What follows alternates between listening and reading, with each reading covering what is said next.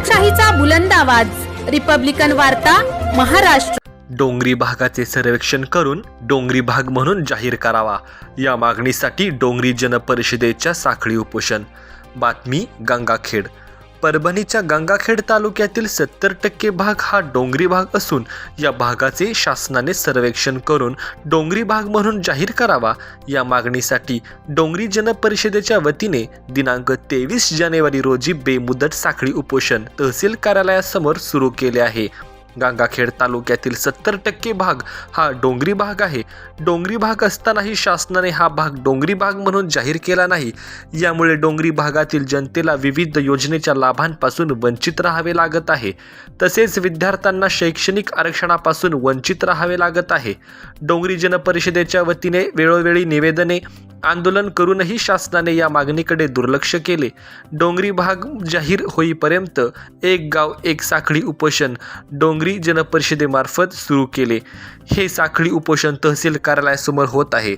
या साखळी उपोषणाचे निवेदनावर डोंगरी जनपरिषदेचे मुख्य संयोजक पंडितराव घरजाळे, संयोजक आश्रोबा सोडगीर, पंडितराव सोडगीर, दादासाहेब खांडेकर, राजेभाऊ खोडवे, बालासाहेब सोडगीर, प्रकाश मुंढे, डॉक्टर परमेश्वर गुटे आदींसह अन्य डोंगरी भागातील नागरिकांच्या स्वाक्षऱ्या आहेत।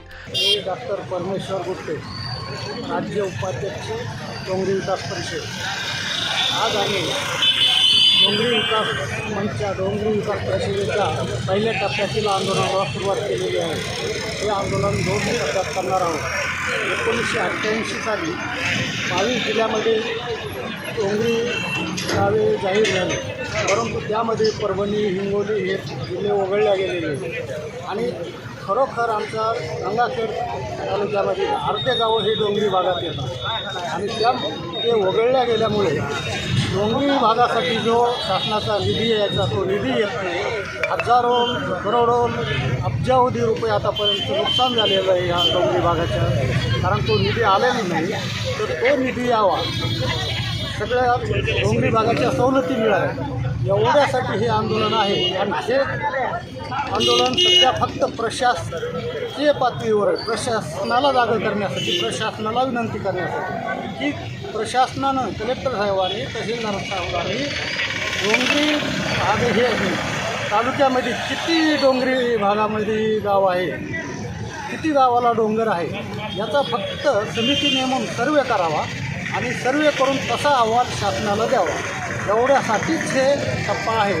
एक गाव एक दिवस आम्ही रोज चालू ठेवणार आहोत आणि जेव्हा आमचा मग तो कलेक्टर साहेबांचा अहवाल जाईल तेव्हा दुसरा टप्पा आम्ही मंत्रालयाकडे। रिपब्लिकन वार्ता महाराष्ट्र न्यूजसाठी गंगाखेड परभणी प्रतिनिधी राजकुमार मुंडे।